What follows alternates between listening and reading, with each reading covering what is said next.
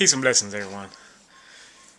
I'm in the process of watching this video here on CNN. It's called Denial of Science Spells Disaster. And it deals with it's a video author Michael Specter says the public's growing fear of science and reason spells disaster for human progress. And he's given this speech at the TED or TED. I forget what it stands for. I think it's some type of technology summit or gathering or whatnot. But at one point in the video, he gives a scenario to the audience, and he asks, "There's a time machine there right now, and everybody had to go in it. Would they go back in time or forward in time?" And he says his experience is most people say they would go back in time. And I myself, I really thought, well, I would go back in time too.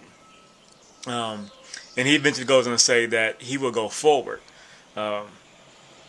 because, ultimately we move forward. As society, as a world, we move forward and advance. And so I was thinking about it, and my reasoning for going back in time is ultimately going to be for the purpose of truth, getting to the truth of certain historical occurrences, Jesus and things of that nature, the Garden of Eden that took place and the beginning of existence. I'd be interested in that. Go back and see dinosaurs, things of that nature. But as I started thinking about it deeply, and I started thinking about, well, going forward, going backwards, going forwards. In either situation, I can get to the truth. All right, but going back, I can get to the truth of what has occurred. And going forward, I can get to the truth of what will occur. And so I was thinking, if I only had one choice, what would it be? Like I said, thinking about it, there are so many questions that are still yet to be answered about the past. All right, and there are answers that have been given about things that have occurred in the past, but some of those answers are totally based on belief. There are a lot of lies in some of the answers we have for questions of the past, and they affect the present.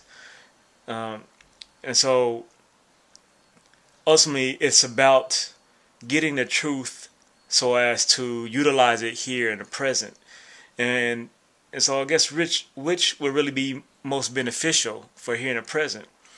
Like I said, going to past, I can get the truth of some things, and we can cover that.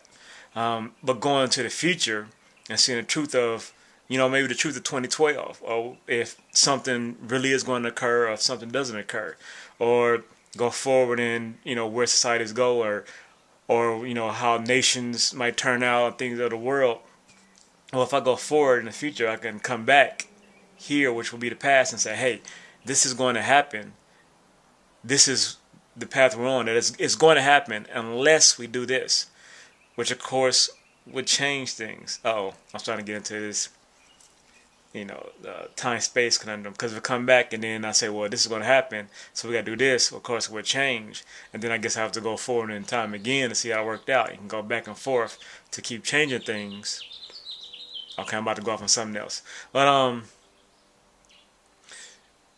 and then the another thing is, I guess the decision to go forward or back will depend on how time itself works, or it could be put forth. Because if time is one, just a straight line, a linear line, ultimately the real important thing is the future, because the past is going to be past and it's going to stay back there. And then, we still have yet to go to the future.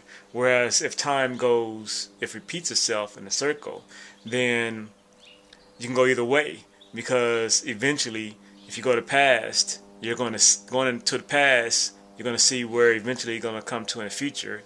And going to the future, it allows you to see where you came from in the past. So I guess that could be a determining factor. So I guess I want to ask you a question. If there was a time machine and you could only go either forward or back, which would you choose? God bless everyone. Peace and love.